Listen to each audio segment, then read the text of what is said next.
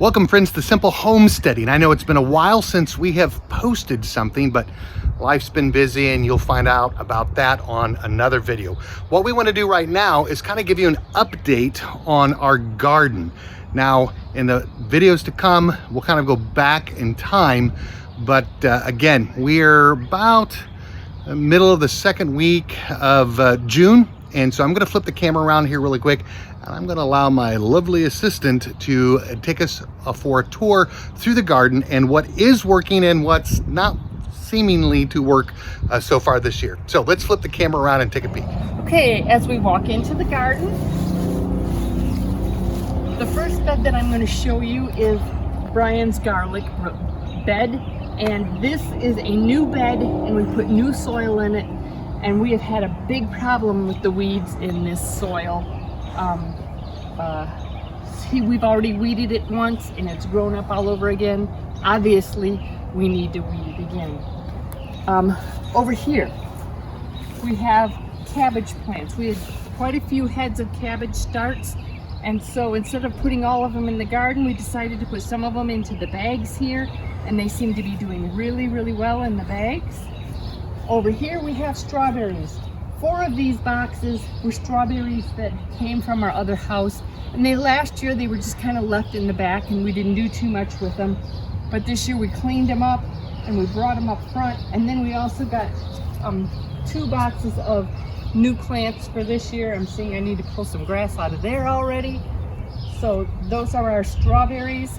I'm hoping that this fall we can get a nice box made, and I want to transplant the strawberries into a more permanent box. If we go over here, this is the onions that Brian planted early this spring, and he had also planted some garlic, but the garlic didn't do well, and so we took that out and we put in a second set of green beans, and you'll see why we did that. Brian probably needs to come along the onions and cut a lot of the green off. So as you can see, we're getting some nice heads on the onions here, but if we cut some of this green off, they're even going to get bigger because the energy will go into creating a nice big ball of onion instead of the big green stalks.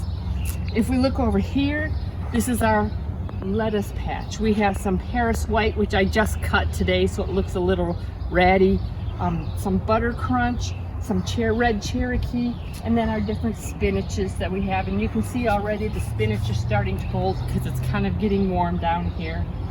We have some radish here. This is our 3rd planting of radish. And then we have our carrots, and our carrots seem to be doing just awesome. But we started those earlier than what we usually do. About how much have we pulled off of here as far as a harvest? We've probably pulled out about 20-gallon bags of lettuce and spinach out of here already. Yeah, this is the money maker for us, because organic salad is about anywhere between $5 to $7 a container.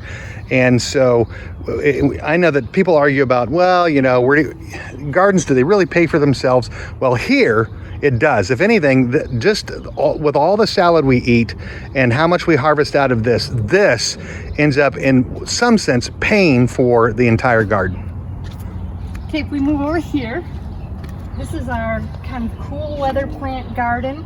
We put cabbages in here, and we also put our cauliflower and our broccoli, which we've never really grown before, so we're not sure what to expect. But we actually have 1 little head of broccoli starting. I haven't seen too much more on any of the other plants. I don't know if they're getting too big. What exactly is happening? For some reason I would think that we would have a few more heads yet, but we don't. So because I've never grown it before, I don't know what to expect. And then we have our peas. These are sugar snap peas. I've picked some about this size. Where's the one that I picked already? Just to give you a size. And we're going to use those in our salads, but then we also have some nice big fat ones in there that we're just going to let get nice big fat peas in them, and then I'll shell the peas. This is our green bean bed. This is another new bed with the new soil. I have weeded this 2 really heavy times already, and so I've kind of got the weeds in here under control. We actually did two things in this with our green beans. These are primarily Blue Lake Bush in this box and Provider in this box.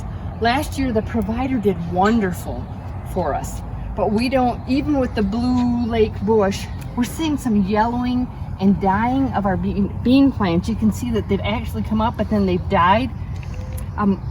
We're not sure what's going on. We're wondering if it's something with the new soil, if maybe the soil is too hot.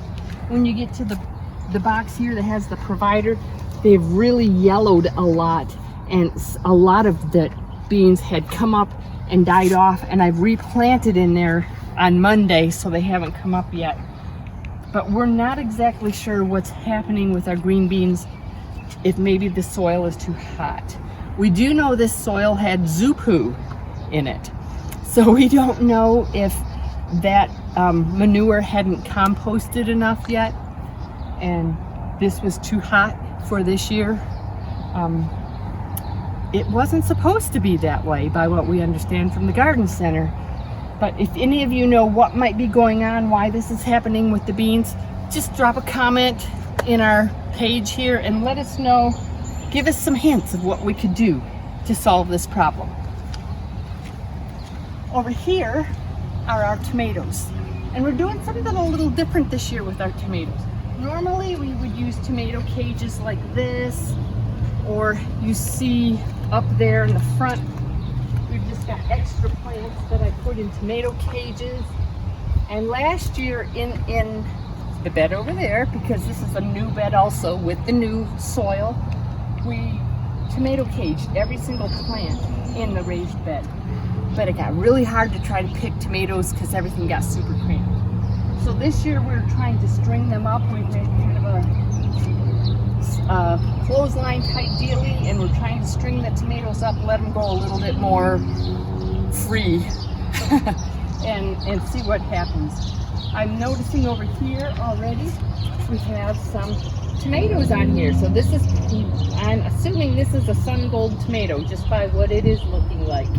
So I thought that maybe this one was a Amish paste, but it could have gotten mixed up. It's not that when we did seed starts and replanted, it's probably not unusual that maybe some of them got mixed up because we were kind of doing things in a hurry this spring. You can show them how we've labeled our plants or tried to label the plants. So we've labeled what we thought the plants were here. These are what are called super sauce, and you get a tomato, a paste tomato about yay big, and they're really nice because you don't have to have as many to make your sauce, your paste tomatoes. And we used those last year. They make great spaghetti sauce, and salsa, and sauce. And then here we have our Amish paste tomatoes for more of our sauce and pizza sauce and all of that. And then over here we have some more of our slicing tomatoes, like some Brandywine, some big beef, and then this also is a sun gold tomato. Our little cherry tomatoes, we really like the sun gold cherry tomatoes. And Brian has done a good job today of tying up the tomatoes that seem to be starting to grow really fast for us, so we're excited about that. They do not seem to be having a problem with this new soil like the green beans are having a problem with the new soil. So we don't know what's going on. Over here are potatoes. And this also is the new soil. The potato plants have grown up enough that we're not getting as many weeds as what we were getting like over in the garlic bed. And we're also starting to flower with our potatoes, and that's exciting because then we know we're getting some runners and we're getting some potatoes under there. So this is our potato bed. We've done a couple things that we haven't done before. We just had some extra space, so we actually planted zucchini right into the ground here instead of doing raised beds this year because we ran out of lumber and we weren't going to buy any more lumber this year, as all of you understand. And so we just planted some zucchini right here in the ground. If you follow me this way. Something new we're doing this year is pumpkin. So maybe this fall our grandsons can pick some pumpkins from Grandma and Grandpa's garden. So they seem to be doing well. These right here that we have in buckets, they're blueberry plants. We're not going to keep them this way forever. But right now, this is where they're at. And we do have, on this plant, we have a few little blueberries, but nothing really that is going to be super harvestable or usable this year. Over here, we've decided to put peppers in containers because, again, we ran out of space, we ran out of lumber for our raised beds. So it looks like we've got 1, 2, 3, 4, 5 peppers that are doing really well. A couple, I'm not so sure they're doing great. Hopefully they'll start a little bit more. If you see these little containers here, I put herbs in there, but they don't seem to be doing a whole lot for me. This is supposed to be dill. This is supposed to be, I can't even remember what it is right now. I know that that's basil and that's cilantro. This might be parsley. So, right here, we're trying something new. We are trying spaghetti squash. Brian and I like to actually eat spaghetti squash as spaghetti. So, and kind of keep our carbs a little bit lower. Some of you may understand that. So this is our spaghetti squash patch. It looks like it's gonna do really well. When it starts growing, we're just gonna let it run all over the ground here. This is cucumbers. And so our cucumbers, we're gonna just start stringing up these tomato cages as they start getting bigger and start getting a little bit more vinier. And then one other thing that we've got going here is watermelon. We're gonna see how watermelon does. I'm seeing weeds in my watermelon patch. I'll have to get those out a little later. So this is our watermelon patch. So this is our garden so far this year. We'll take them one more place in the back part of the yard and show them one more fruit that we're trying to grow. Okay. All right, so give us a second. We'll fade back into that in 1 second. Okay. Here we go. This is one more thing that we have as a fruit producer for us this year. These are black raspberries. So if you look in here real close, you can see we've already got quite a bit of fruit. It's poking me already. Quite a bit of fruit already setting on these plants. And so this year we're gonna have a good harvest of black raspberries. We're going to have to get it netted though, because if we don't, the birds will get them before we get them. We've already noticed that with our strawberries, that the birds are getting the strawberries before we can get the strawberries. So maybe this weekend we'll be able to get it netted and we'll be able to keep some of the birds off. But this is our black raspberry patch. All right, again, thank you for joining us here at Simple Homesteading. We hope that this encourages you to get out and possibly start your own garden. It is not too late. When we lived up in Michigan, we didn't put a garden in until Memorial Day. So even now, get something in the ground. Again, if you're not a subscriber, hit the subscribe button. If you liked this video, hit the like button.